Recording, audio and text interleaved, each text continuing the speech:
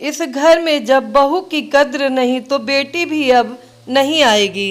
भाभी आप यहाँ किचन में घुसी हुई हैं, चलो ना बाजार नहीं जाना है क्या? परसों राखी है, बस आज का दिन है, कल ऑफिस जाना है तो समय ही नहीं मिलेगा। राशि ने अपनी जिठानी नमिता से कहा। पर मैंने तो 3 दिन हुए राखी कोरियर से भिजवा दी। और वह नमिता की बात बीच में काटते हुए आश्चर्य से राशि ने पूछा, जी भेज दी मतलब आप राखी पर जाओगी नहीं? आपका तो मायका लोकल है और आप घर नहीं जाती? अमित और आशीष भैया लोग को राखी बांधने? नहीं, मैं 4 साल हो गए राखी और भाई दूज पर अपने मायके नहीं गई। कहते हुए नमिता की आंखें भर आईं, जिन्हें छुपाने के लिए वह सिंक की तरफ मुड़ गई। भाभी आप मुझे बताओ क्यों नहीं जाती? कुछ गंभीर बात है या आप नहीं बताना चाहती तो मैं आप पर दबाव नहीं डालूंगी। राशि ने पूछा। नहीं, ऐसी कोई बात नहीं है। मम्मी जी का कहना है कि रितु और अलका आएंगी राखी वाले दिन, तो वह क्या खुद काम करेंगी या मायके में तो तुम अपनी राखी भेज दिया करो कोरियर से। मैंने शुरू में कहा भी कि मैं रात को जाकर भाई लोग को राखी बांधकर सुबह सुबह आ जाऊंगी, तो वह तब भी नहीं मानी। अब अमित तुम्हारे भाई साहब को तो मुंह खोलना ही नहीं है, तो क्या करती? या तो कलेश करती या फिर चुप रहती। तो मैंने चुप रहना बेहतर समझा। अब नमिता का जैसे बांध टूट गया और वह बिलख पड़ी। राशि के मुंह से बोल ना फूटा, पर इतना तो समझ गई यही स्थिति अब कल फिर से रिपीट होने वाली है। अभी राशि सोच ही रही थी कि नमिता की आवाज़ आई। मेरे मायके में तो भाई दूज भी मनाया जाता है, पर यहाँ तो यह रीत ही नहीं है, तो मेरा भाई दूज भी बंद करा दिया कि हमारे यहाँ यह रिवाज नहीं है, तो तुम्हें अब इस घर के हिसाब से चलना है। यानी मैं अब अपने भाइयों का तिलक भी नहीं कर सकती। लेकिन अलका हर भाई दूज पर यहाँ आती है। उसने अपने ससुराल में कहा है कि हम तो भाई दूज मानते हैं। मज़े की बात तो यह है कि उसके ससुराल में भी भाई दूज नहीं मनाया जाता, लेकिन वह झूठ बोलकर सारा दिन यहाँ बिता जाती है। बेटियों का तो मायका है, पर बहू का, कहते हुए नमिता फिर रोने लगी। राशि ने जिठानी को चुप कराया। राशि की शादी विवेक से 10 महीने पहले हुई थी, तो जाहिर है कि उत्साह भी कुछ ज़्यादा ही था। नमिता की शादी हुए 4 साल हो गए। उनकी 1.5 वर्ष की बिटिया भी थी। दोनों बहुएं कामकाजी थीं। आपस में दोनों समझदारी व प्यार से चलती थीं। सासू माँ सुमन जी को दोनों का बहनापा पसंद नहीं आया, पर उन्हें आराम मिल रहा था तो चुप लग जाती थी। नमिता बड़ी बहू पर उनका पूरा कंट्रोल था। नमिता का पति अमित माँ के आगे जुबान नहीं खोलता था।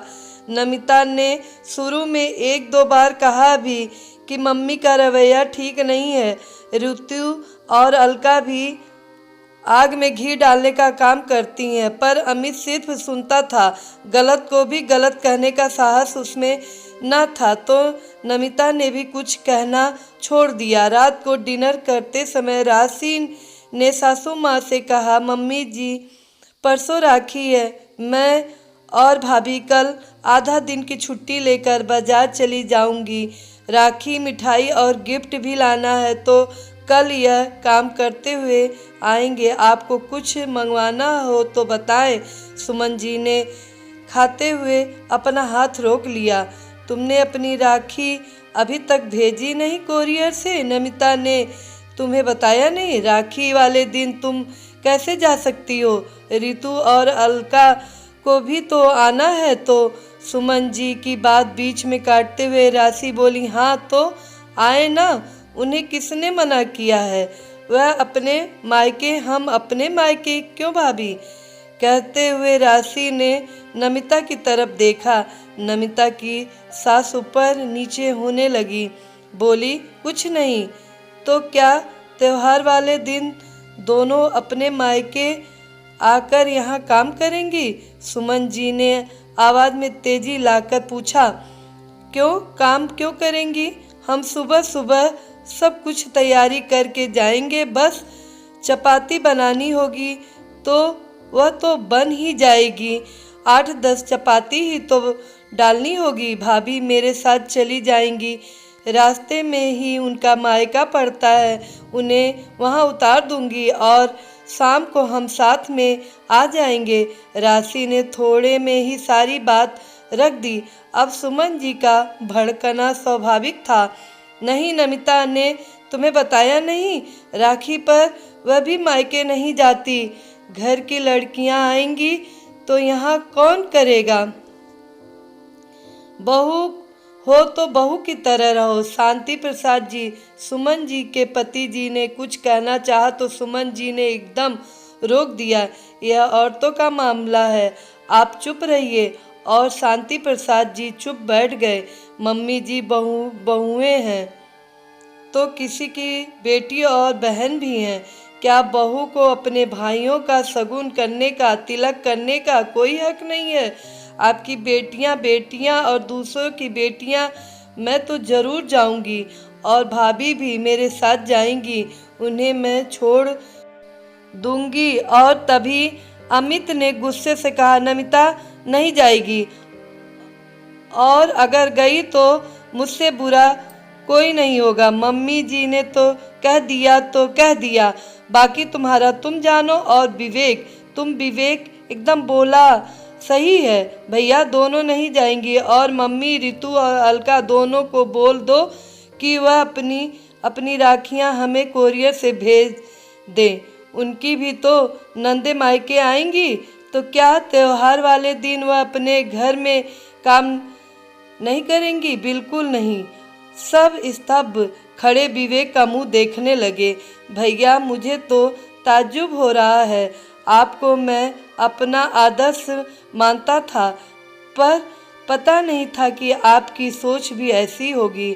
आपको भाभी का कर्तव्य याद है, पर आपका क्या कर्तव्य है वह भूल गए या याद नहीं रखना चाहते। अपनी माँ और बहनों को खुश करने के लिए पिछले 4 सालों से अपनी पत्नी को इस खुशी से दूर कर दिया। क्यों, आपकी बहनें हैं तो उनके भाई नहीं हैं क्या? और मम्मी, आपने बरसों पहले हमारी बुआ जी का आना बंद करवा दिया था। पापा ही जाते थे राखी बंधवाने, तब आपने एक बेटी का यहाँ आना बंद किया था और अब बहुओं का जाना बंद करना चाहती हैं। तो ठीक है, फैसला आप करो। अगर इस घर की बहुएं नहीं जाएंगी तो आपकी बेटियां भी यहाँ नहीं आएंगी। वह राखी अपने घर मनाएंगी या फिर यह 2 बेटियां भी अपने मायके जाएंगी। और यह कहता हुआ विवेक कमरे से बाहर चला गया और पीछे छोड़ गया गहन निस्तब्धता। धन्यवाद।